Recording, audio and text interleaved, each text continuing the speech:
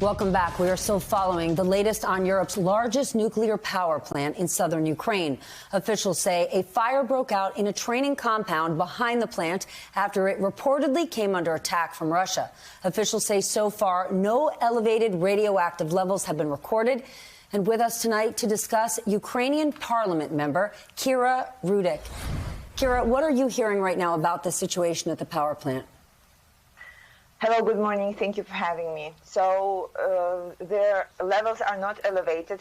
However, the fires are still on, and the authorities right now are trying to put it out, and the firefighters are there to contain it. Russia right now is the first country in the world ever who was attacking nuclear plants. So first of all, you see that he's crazy. Second, he is not only Ukraine's problem, because if it will hit everybody. And the third, if there was a no-fly zone, that could not have been happening. We keep hearing from experts that the point of this move on Putin's part is to terrorize Ukrainians who in the last week have shown more boldness, more bravery than certainly Putin expected. Well, absolutely. I believe that. Today is the 9th day of war. He didn't get any major victory of what he expected. There is nothing that he could show to his allies, to his people, of why he started that war and like what did he achieve with this war.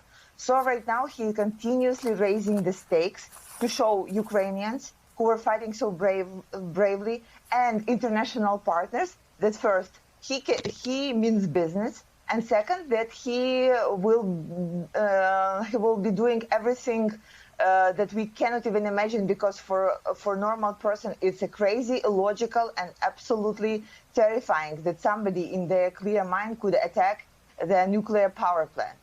For the whole Europe, that will be a crazy tragedy. You understand that this is not only about Ukraine right now, and he is proving what we have been telling the world for the last, like, I don't know, like 8 years, that he is not only our problem. And if one is thinking that the war is only between Russia and Ukraine, now you see that it is far more global. And that's why everybody needs to be involved, and not only with the sanctions and financial aid. This is something that will hit everybody. We understand that if he goes till the end, it will hit everybody. So what do you want the Western world to do? What do you want the United States' aid to be? First of all, is a no-fly zone over Ukraine. This is something that we have been asking for the last 8 days. This is something that I was personally asking for the last 3 months. We cannot protect ourselves from the air. We cannot. We will not be able to. That's why we need all the allies to stop saying, oh, we have those NATO rules. Ban the rules. Because what is happening right now, then you will be saying, oh, we were so normal, we were trying to do everything fine, and Putin shot the nuclear plant, and now the Europe is just one huge catastrophe. No, we cannot be wasting more time on this. We need a no-fly zone to be able to protect from Russian missiles, because he's hitting them where it really hurts, and it hurts not only Ukraine, it hurts the whole Europe, it will hurt the whole world. Earlier today, President Zelensky was talking about would he speak to Vladimir Putin, and he had a pretty interesting answer. Watch this. It's not about I want to talk with Putin. I think I have to talk with Putin. The world has to talk with Putin, because there are no other ways to stop this war. It sounds like he's saying the same thing you are. It's not about Ukraine and Russia. We and other Western allies must stand with you together against Putin. Absolutely. The war is not between Ukraine and Russia. It's between, right now, between the global concepts of future and past. Listen to Putin. He always says, I'm rebuilding Russian Empire, I'm rebuilding Soviet Union. Ukraine was building the first digital economy in the world. Ukraine was building the first digital passport. So we are building the future, and he is trying to drag us all to the past, where the tyrants could imagine in their mind that they could bomb a nuclear plant. Like, even yesterday, if we have asked each other if it's possible, we would say, oh, no, he wouldn't go there. Now he goes there. Now we see it. So right now the question is, are the allies ready to obey the rules, or are they ready to bend the rules that they have to be able to protect the whole Europe, the whole world from Putin? Because he is not going to stop. Nobody heard him. And I agree with Mike McFaul, who was saying recently that Putin is usually very adamant. He's saying, I'm going to come to Ukraine. And the world is saying, oh, maybe he's joking. He's such a funny guy. No, he's not. He's very clear about what he's going to do. He said, I'm going to denazify Ukrainian government. And this is what he's doing. Now he's saying, okay, I'm going to finish the special operation in Ukraine. What does it mean, finish the special operation in Ukraine? I don't think it means anything good for Ukraine, for the Europe, and for the world.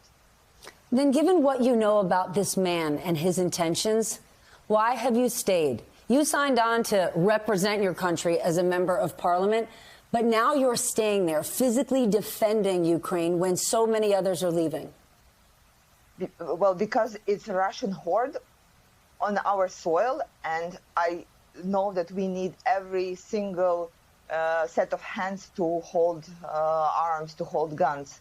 And my ability to shoot is still the beginners, but I'm ready to defend my country just because this is mine. We know what Russian soldiers are capable of. We have seen it for the last 8 years in Donetsk and Lugansk. I don't want this to happen to my home, to my city, and to my country. I don't want to happen this for any Ukrainian woman what's going to harm. And that's why it's so important that we all stand up and fight together. We have been giving him a very good fight, you know. And this is the time to continue doing so. This is the time for all of us to gather together. The bravery doesn't have a gender. Ability to protect your country doesn't have a gender.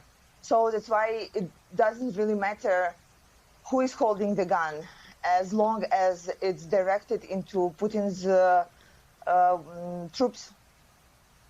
Wow. Bravery doesn't have a gender. We just saw that picture of you standing, I'm assuming, in your apartment holding that gun. Had you... I think we hear... Kira, I think we're looking at that picture of you in the last week. Did you ever think you would be in this position? Never. Look, again, like a week ago, I should have been going to Pilates class right this time and like do my regular normal life. And this is so surreal. Everything that's going on is so surreal. And this is why it's so important that we stop it. There was no point, there was no reason for our lives to be disrupted like that. There is no reason for people dying. Can you believe this? This is not about any ideology. This is not about some like great purpose. This is all right now is happening for just the crazy ideas and crazy ambitions of one single person. And this is why it needs to be stopped. And this is why it's so unfair. Not only again to Ukrainian people, this is unfair to the whole world. And in this fight, we with the Europeans, with the United States, we are on the same side. This is why I'm asking, if we are on the same side, why the allies are not providing the no-fly zone for us. Because we are very good on fighting them at the land, fighting Russian troops on the land, but we will not be able, no matter what, to create an air force protection right now. It's just impossible, and I believe that at some point they will come up to that. But every single day, when the time is wasted, we are dying. Every single day is being bought by our blood. Kira Rudik, I'm afraid you're incorrect. Bravery does have a gender, and right now it is female. Thank you for joining us this evening. Please stay safe where you are. Thank you so much.